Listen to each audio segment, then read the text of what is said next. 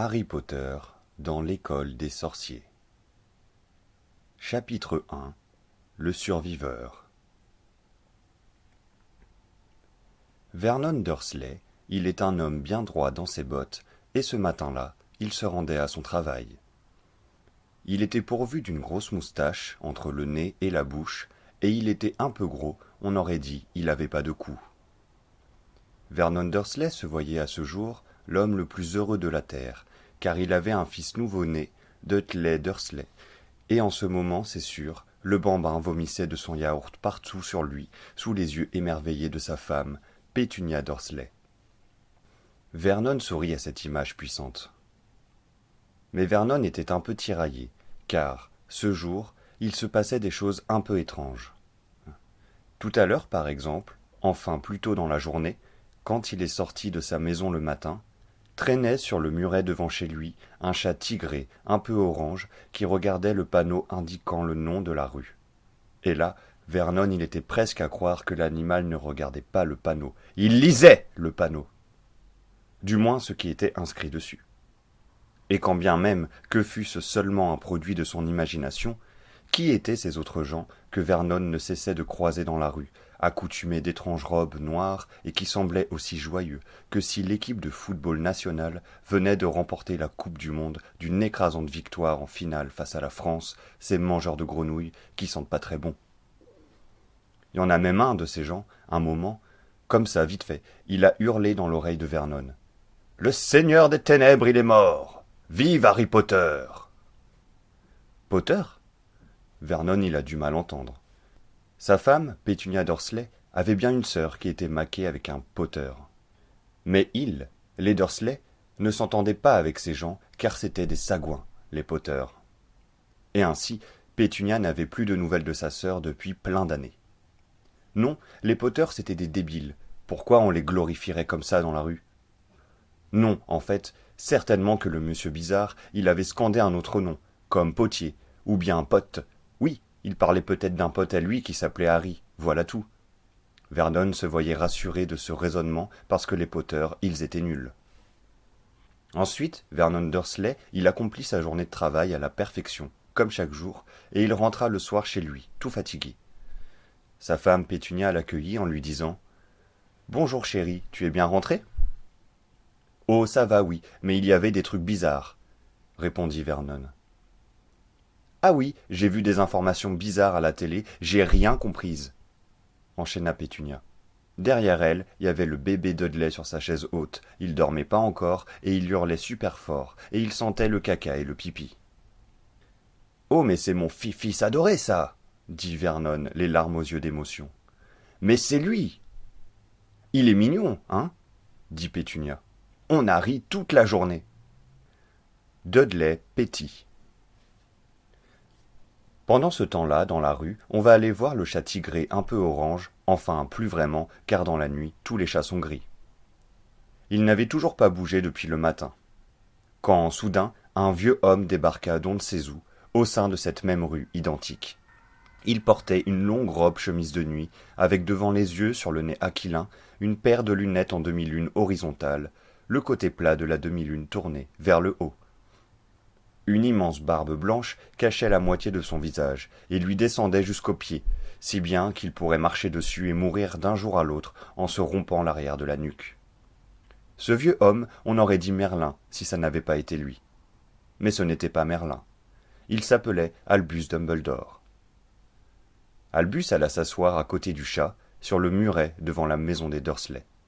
« Les temps changent et je ne sais pas pourquoi, ça sent encore la merde. » dit Albus. « Qu'en dites-vous, Minerva ?»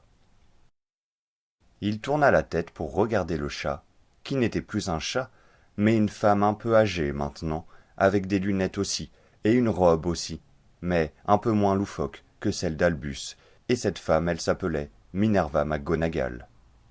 « Je les ai observés toute la journée, Albus, » dit Minerva, « et ce sont des sales gens. On ne peut le laisser grandir ici. » C'est malheureusement la seule famille qu'il lui reste, dit Albus. Le seul sang. Où est Rubéus ? demanda Minerva. Il devrait être là déjà, avec l'enfant.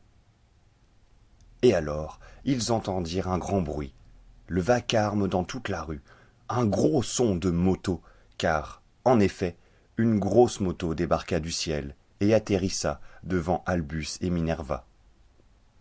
Sur l'engin, au guidon, se tenait un immense être, 2 fois plus grand que tout le monde, avec une grosse barbe hirsute, et qui tenait en ses bras un enroulement de drap, dans lequel il y avait un bébé qui dormait dedans. L'immense être descendit de sa grosse moto, et il pleurait beaucoup. « La maison, elle est dévastée, » il dit. « Il ne reste plus rien, c'est terrible. »« Allons, allons, Rubéus, » dit Albus. « Lily et James, » continua Rubéus, « ils sont morts. » Et là, Rubéus, il pleura encore plus. « Hagrid, » reprit Albus, « il faut se calmer. La mort fait partie de la vie, et c'est ainsi. Que ferions-nous du vivant si aucune fin n'y provoquait de pulsion? La pulsion de vie, j'entends. Le désir existerait-il seulement encore si la mort ne nous y poussait pas en nous attendant au trépas? Monsieur Dumbledore, ça suffit, Hagrid, coupa Albus. L'existence va suivre son cours, et le bébé Harry Potter finira bien par être heureux un jour. Après tout, ce n'est que juste un au revoir. Monsieur Dumbledore, dit Hagrid en essuyant une dernière larme, vous êtes bon. Puis Rubéus donna l'enfant à Albus. Albus découvrit un peu les draps pour voir à quoi ressemblait la petite bouille, et tous trois se penchèrent dessus pour voir à quoi ressemblait la petite bouille. Minerva pleurait un peu, elle aussi, mais elle faisait comme si c'était pas vrai. « Cette cicatrice sur son front, Albus, » dit-elle. « Oui, c'est vrai, » expliqua Albus. « Il la portera toute sa vie. C'est la marque qui prouve qu'il n'est pas mort, qu'il a vaincu le Seigneur des Ténèbres. »« On dirait un orage, » murmura Rubéus. En fait, Rubéus venait un peu de s'en mêler dans le langage, car, sur le front du petit bébé, apparaissait une cicatrice en forme d'éclair. Or, bien qu'un orage puisse engendrer moult décharges électriques de foudre accompagnées de tonnerre, on ne peut pour ainsi dire qu'éclair soit synonyme d'un mot comme orage. Tout en sachant de plus qu'il s'agit là d'une marque en forme d'éclair, soit le symbole d'un éclair, et non d'un éclair même comme étant son propre objet. « Albus, » dit Minerva à Albus en regardant la maison des Dursley, « on ne va tout de même pas laisser cet enfant à ces gens.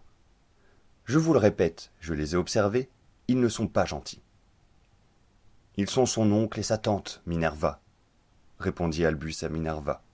« Je vous le répète, sa seule famille, son seul sang. Il sera en sécurité ici, jusqu'à qu'il soit grand. » Hagrid fondit en larmes encore. « Voyons, voyons, Rubéus, » dit Albus. « Il y a des gens qui dorment. » Ils se dirigèrent tous trois vers la porte d'entrée des Dursley, et Albus posa le petit bébé sur le perron. « On va mettre un mot à côté pour expliquer la situation, » proposa Albus aux deux autres. « Autrement, ils risquent de ne rien comprendre à ce qu'il se trame. Minerva, donnez-moi du papier, je vous prie. » Minerva sortit de sa poche une baguette en bois de houx et prononça en l'agitant de sa main droite. « Abracadabra !» Une feuille de canson A4 80 grammes en sortit, que Minerva agrippa de son autre main pour la tendre à Albus. Albus s'en saisit, il sortit une plume de pan d'une poche de sa robe aux 100 motifs floraux et écriva sans encre aucune ces mots sur la feuille. « Bonjour, monsieur et madame Dursley, les oncles et tatas de Harry Potter si présents.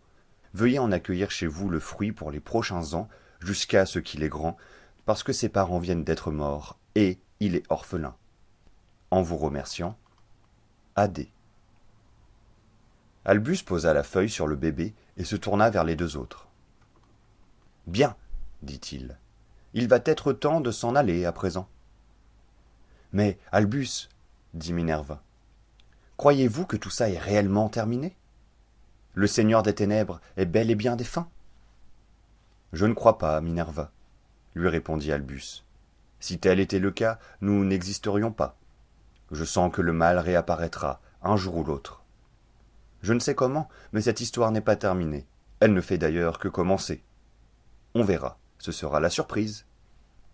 Rubéus Hagrid déglutit de travers et dit, tourné vers le bébé, « Bonne chance, Harry. » Minerva McGonagall se retourna les manches et, tournée vers le bébé, dit, « Bonne chance, Potter. » Albus Dumbledore se noua la barbe et, vers le bébé, dit, tourné, « Bonne chance, Harry Potter. » Et, comme par magie, tous trois disparurent instantanément. Sauf Hagrid, en fait, qui retourna enfourcher sa grosse moto et qui partit dans le ciel en provoquant un vacarme du tonnerre. Au sein de ses draps enroulés sous la feuille de papier, le petit Harry Potter, profondément endormi, serrait son poing minuscule, inconscient encore, et c'est bien normal, des coups qu'il recevrait de la part de son cousin Dudley tout au long des prochaines années, inconscient encore plus, et c'est bien normal plus, qu'en ce moment des gens du monde entier faisaient la fête en levant leurs verres à Harry Potter, criant, toutes et tous, unanimement, « Vive Harry Potter, le surviveur !»